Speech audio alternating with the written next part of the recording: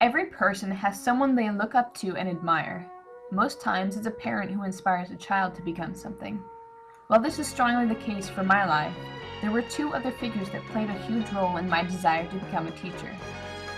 Growing up, my three sisters and I used to watch reruns of the classic television show Little House on the Prairie.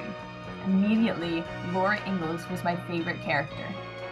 During this same time, our cousins introduced to us the Anne of Green Gables movies and books, and Anne soon joined Laura among the people who inspired me to teach. Laura Ingalls, later known as Laura Ingalls Wilder, was born during the Age of Expansion in 1867 in Wisconsin. Her family moved often on account of her father's love of traveling and ended up living in several different states, from Wisconsin to Kansas to Minnesota, and finally, in great financial need, they settled in North Dakota. Laura, portrayed in the TV series as a headstrong, tomboyish girl, was often getting into mischief and learning lessons in life the hard way. This was something I could relate to growing up. By age 16, Laura accepted her first teaching position in a one-room schoolhouse. 16! What I could admire about this was the fact that not only did she teach all grade levels in one classroom, oftentimes her own students were older than her.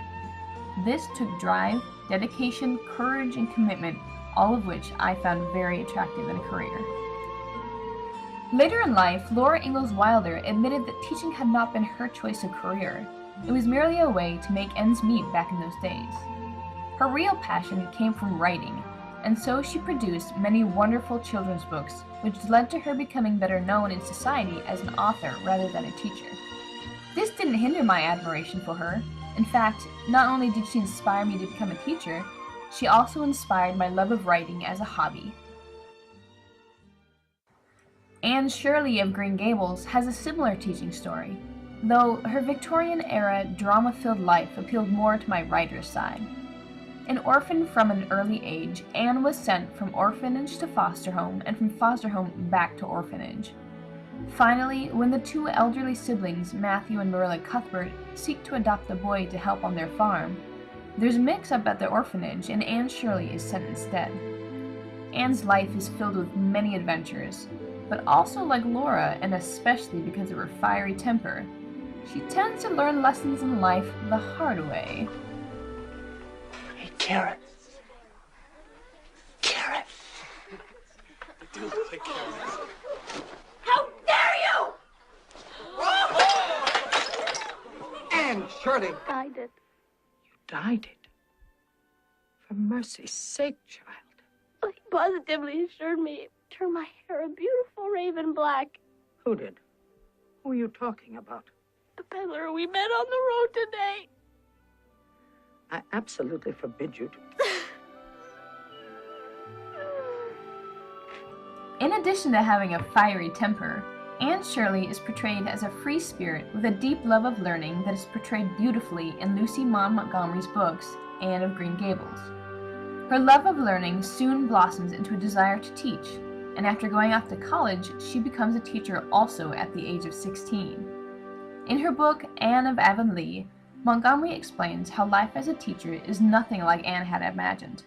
She says, "There was no real reason for discouragement, since nothing very dreadful had occurred, but Anne was very tired and inclined to believe that she would never learn to like teaching."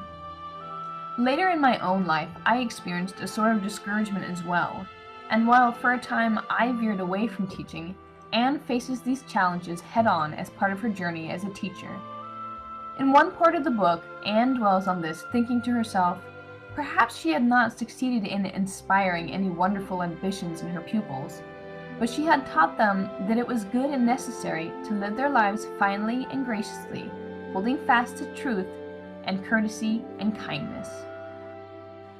Both women had to endure a world of education far more primitive than what we go through now as teachers. One-room schoolhouses were not uncommon, and mixed grades were a norm.